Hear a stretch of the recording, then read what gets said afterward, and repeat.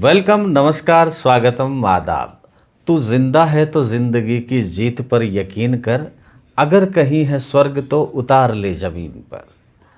शैलेंद्र साहब की ये पंक्तियाँ अपने आप में इस बात को बयां करती है कि जिस इंसान में जज्बा होता है वो अपनी जगह स्वयं बना लेता है।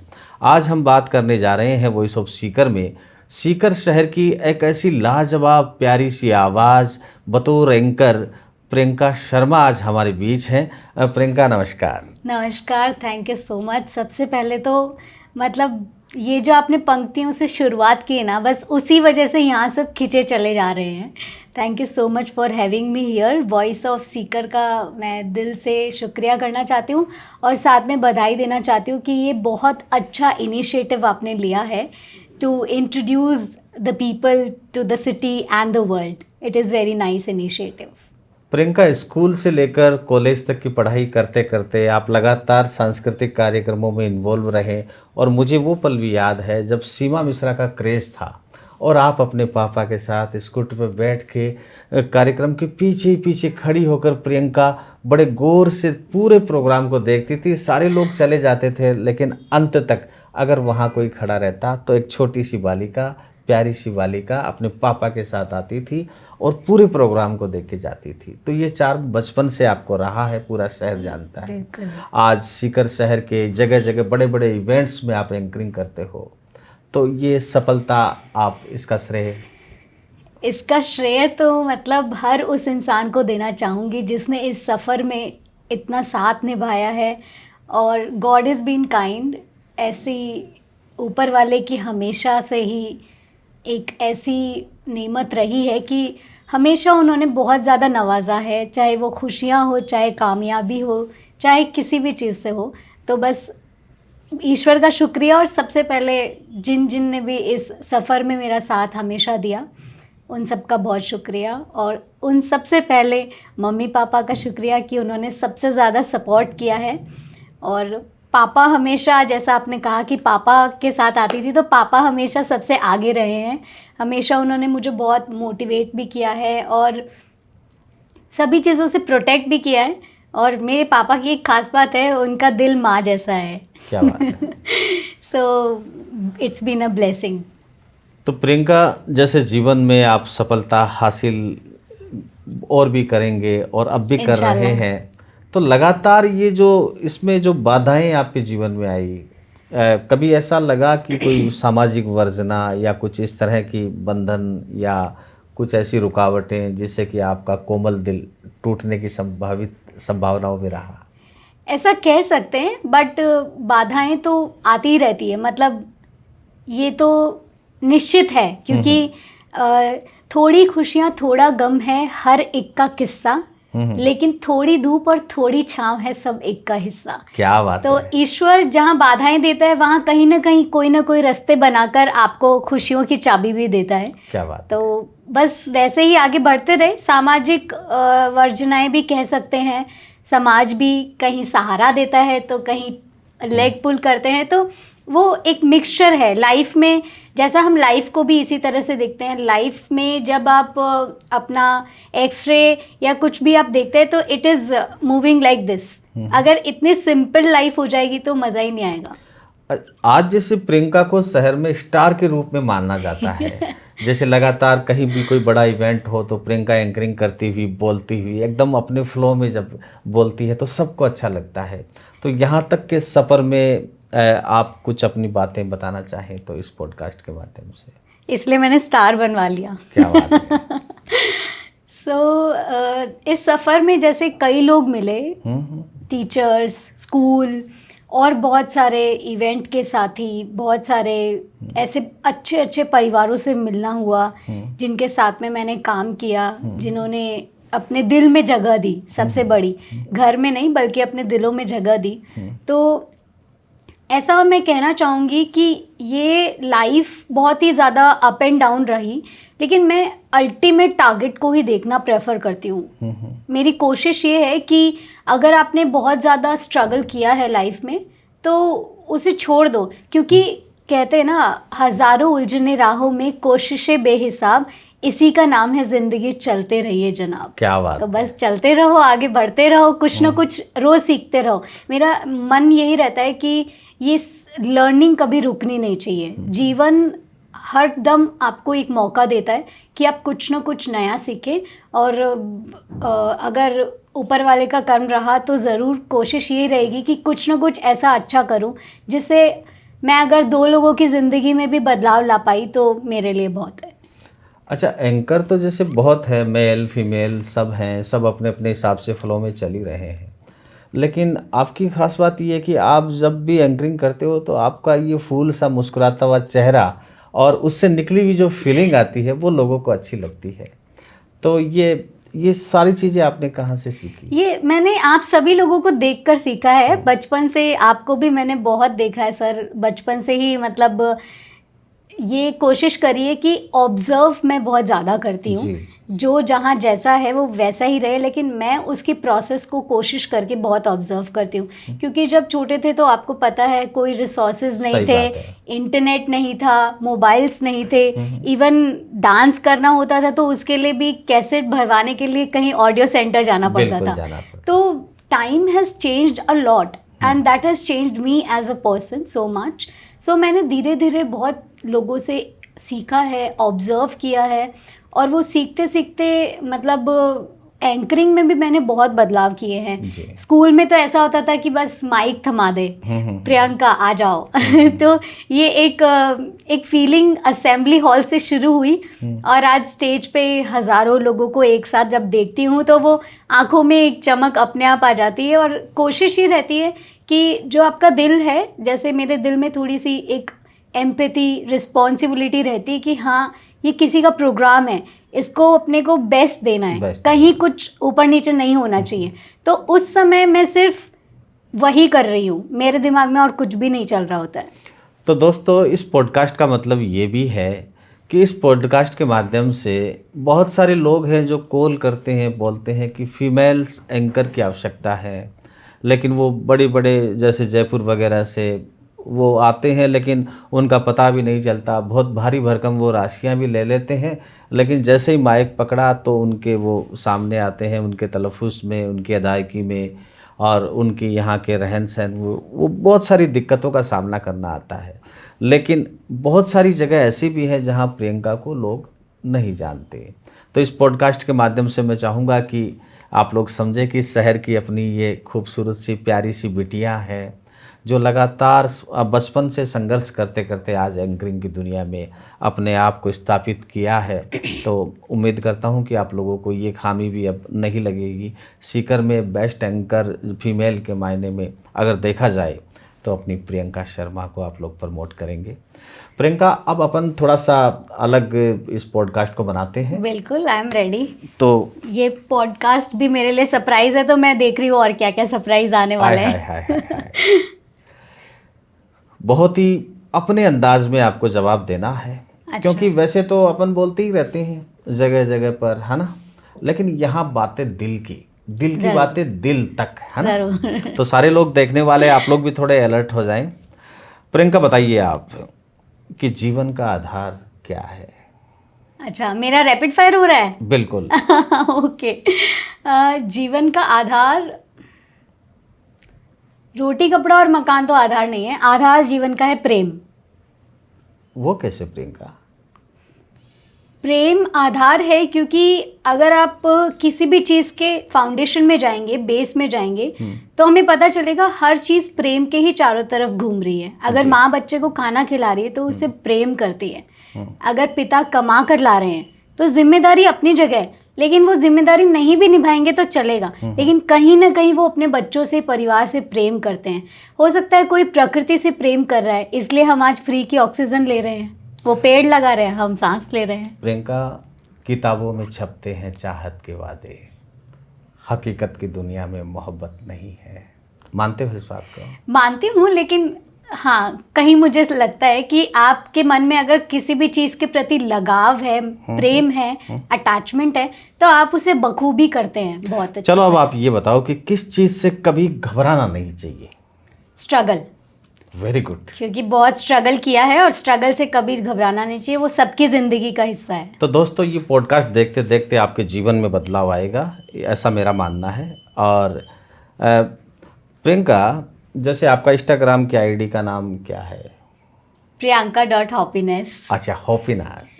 तो बताइए हैप्पीनेस का मतलब क्या होता हैप्पीनेस का मतलब है फ्रॉम होप्स टू हैप्पीनेस, है? क्योंकि जीवन उम्मीद पे दुनिया कायम है, बिल्कुल। तो हम उम्मीद से खुशियों की तरफ बढ़ते हैं, उम्मीद नहीं छोड़नी चाहिए। अब ये बताएं जल्दी से कि आपकी कोई 3 ऐसी क्वालिटीज, स्पेशलिटी जो आपको बेहद पसंद हो। मेरी 3 क्वालिटीज़, जैसे commitment, I am very committed Wow. To my words. Then I am very honest, मतलब श्री कृष्ण भी कहते हैं कि चाहे आप किसी मौके का भी फ़ायदा उठाओ बट किसी के भरोसे का नहीं उठाओ। बहुत अच्छी बात तो है। मैं ऑनेस्टी से अपना काम करती हूँ। And then third quality I will say that I am selfless, क्योंकि मतलब मेरे को ऐसा लगता है कि अगर मौका मिले तो किसी का सारथी बनिए, स्वार्थी अच्छी बात। नहीं। क्या बात है, क्या बात है। ये शायद स्टेज के प्रोग्राम करते करते आपके जो शब्द संकलन है बहुत ज़्यादा सॉलिड हो गए हैं, मुझे ऐसा लग रहा है। अच्छा प्रियंका, अब ये बताओ कि सक्सेस का मूल मंत्र आपके हिसाब से आपके लिए क्या है? मेरे लिए जो इतने टाइम में मैंने सीखा है, सक्सेस का मूल मंत्र है पेशेंस। धैर्य आप रखेंगे, हो सकता है थोड़ा देर से हो, क्योंकि देरी से ही होते हैं, बिल्कुल। अपने टाइम से जो काम चलते आ रहे हैं वो देरी देरी से ही होते हैं, लेकिन आपको इतना सा रखना है सब्र कि ऊपर वाले को है हर एक खबर। क्या बात है। तो धीरे से होगा बट काम आपका अच्छा होगा। बहुत पेशेंस इज एवरीथिंग। बहुत अच्छी बात है आपने कही। अब बताइए कि आपका हैप्पी पैलेस। मेरा हैप्पी प्लेस स्टेज। आय हाय हाय। और पार्टनर? माइक। क्या बात है, क्या बात है। वो हाथ में होता है तो कुछ नहीं चाहिए और। हाँ। तो माइक से आप कितना प्यार करते हैं? बहुत बहुत ज़्यादा, बहुत ज़्यादा। मतलब माइक अगर मेरे साथ रहता है तो बस मुझे, वैसे भी लोग सुन ही लेते हैं जब माइक अपने हाथ में होता है तो, बाकी आई am very happy being on stage. मतलब अच्छा बहुत प्रियंका, अच्छा कभी लगता कभी है। ऐसा भी लगता है जैसे आप एंकरिंग कर रहे हो और स्टेज पे हो, सामने ऑडियंस है, बच्चे, बूढ़े, नौजवान, बहुत सारे लोग बैठे हैं। प्रियंका जो एक साधारण से परिवार से निकलकर जैसे ही मंच पे आई और वो माइक, प्रियंका घर पे कुछ अलग रहती है, वहाँ कोई तीसरी ऐसी अदृश्य शक्ति प्रियंका में इन्वॉल्व हो जाती है और प्रियंका हवा में उड़ने लगती है। ऐसा लगता है? कुछ तो अलग होता है, अदृश्य नहीं, पता नहीं, बट एक अलग एनर्जी, एक अलग वाइब महसूस होती है। और शायद हो सकता है कि एक अलग कंधों पे बोझ भी होता है जिम्मेदारी का कि ये अच्छा करना है, गिव योर बेस्ट। क्या तो बात है, वो क्या बात मुझे है। लगता है। अच्छा, जिंदगी वैसे तो किसी उपन्यास के पन्नों की तरह नहीं कि धारावाह पन्ने बदलते चले जरूर। जाएं। बहुत से उतार चढ़ाव जीवन में आते हैं। बिल्कुल। इंसान हर एक कदम को फूंक फूंक के रखता है, लेकिन फिर भी कभी न कभी मुश्किलों का सामना उसे करना पड़ जाता है। तो आप बताएं कि जीवन की सीख क्या ली आपने अब तक जीवन से? अब तक इतने सालों में मैंने जीवन से ये सीखा है कि आप जिंदगी में किसी का परमानेंट हिस्सा बनने की कोशिश कीजिए। क्या बात है, बहुत बड़ी बात कही है दोस्तों प्रियंका ने। क्योंकि टेम्परेरी तो आते जाते रहते हैं, लोग वही होते हैं असली जो आपसे दिल से जुड़े हो और जो परमानेंटली आपके साथ रहे। मैं भी यही कोशिश करती हूँ कि मैं कोशिश करके सबकी ज़िंदगी, जिससे भी मेरा किसी भी तरह का जुड़ाव है, उनसे किसी न किसी तरह से वो कनेक्शन बना रहे। और दूसरा मैं ये भी सोचती हूँ, क्योंकि अगर आप कभी मर भी जाते हैं तो जनाजे की है थोड़ी सी दूरी, 4 कंधे उसके लिए है ज़रूरी, पीछे की भीड़ है शायद मजबूरी, लेकिन अगर आपने दिल से साथ निभाया है, अगर आपने निभाया है किसी का दिल से साथ, तो जनाजे के पीछे भी होगी पूरी कायनात। प्रियंका, आपकी बात बहुत खूबसूरत है, लेकिन लोग चेहरे पे नकाब रखते हैं। हो सकता है। हम दिल की किताब रखते हैं कलाकार लोग। बिल्कुल बिल्कुल। हालांकि वो बात अलग है कि उनकी बातें अपन आम नहीं करते, लेकिन हर एक का हिसाब तो रखते हैं। बट हाँ, कोशिश जारी रहनी चाहिए। कोशिश जारी रहनी चाहिए। अब बताएं कि सफ़र में, ज़िंदगी के इस सफ़र में सबसे ज़्यादा सपोर्ट प्रियंका को किसका मिला है? ऐसे तो सभी का मिला है, लेकिन हाँ पापा बहुत दिल के मतलब दिल जीत रखा उन्होंने, ऐसा समझ लीजिए। जहाँ भी मौका मिला वहाँ हमेशा उन्होंने सबसे ज़्यादा पापा के लिए सपोर्ट कोई किया। पंक्ति आप कहना चाहेंगे यहाँ पे? वही कि मतलब आज का जो टाइम है उसमें अगर मैं अपनी लाइफ में सबसे बड़ी ब्लेसिंग मानती हूँ तो वो मेरे पापा ही हैं। संस्कार क्या है प्रियंका? संस्कार ये है कि आप किसी का चाह के बुरा मत करें, इंटेंशनली किसी का दिल ना दुखाएं। अनजाने में तो गलतियां सभी को होती हैं। तो ये बताइए कि अब जाते जाते कि ग्रोथ आपके लिए क्या है, आपके ड्रीम्स? जैसा आपने बोला यूनिक स्टाइल में जवाब देना है, तो ड्रीम्स बिल्कुल के यूनिक लिए स्टाइल में जवाब देना। ड्रीम्स के लिए मैं ये कहना चाहूँगी कि मैं छू के तुमको देख लूं कि सच में मेरे पास हो, मुझे थी जिसकी जोस्तजू वही मेरी तलाश हो, अभी तो इस तलाश का मिला कोई सिला नहीं, जो ख़त्म हो किसी जगह ये एहसास सिला नहीं, अभी ना जाओ छोड़ कर कि दिल अभी भरा नहीं। कितना सीधे दिल में उतरने वाली ये पंक्तियाँ हैं प्रियंका। जैसे आप बहुत खूबसूरत गाते हैं, लेकिन आपके दिलो दिमाग में कभी ये आया कि अपने को किसी संगीतकार की शरण में जाना चाहिए या उनसे कुछ संगीत के विषय में सीखना चाहिए? आया था, लेकिन क्या है कि जैसे शुरू में मतलब मेरे साथ ऐसा है कि काफ़ी सारे फील्ड्स में एक्टिव, लेकिन सब में थोड़ा थोड़ा अच्छा करना है। तो पहले पढ़ाई में लगे रही, उसके बाद में डांसिंग, कोरियोग्राफी, फिर एंकरिंग, बीच बीच में सिंगिंग का भी बहुत शौक रहा है हमेशा, तो सिंगिंग भी। लेकिन फिर धीरे धीरे काम में इतना व्यस्त होते गए, प्रोफेशनली व्यस्त होते गए कि एक अलग से कहीं जाकर सिंगिंग में प्रॉपर करियर बनाने का। आपका सबसे फेवरेट गाना कौन सा है? से गाने तो बहुत हैं जो आपको अच्छा लगता हो, जो कभी आप अकेले में गुनगुनाते हो।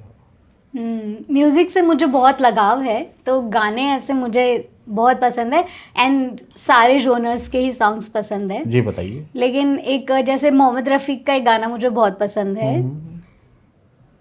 गा के सुनाना पड़ेगा? हाँ बिल्कुल, गाना तो पड़ेगा। देखिए, बात जब संगीत की चली है तो गीत संगीत ये जीवन में ऊर्जा भरते हैं। बताइए आप।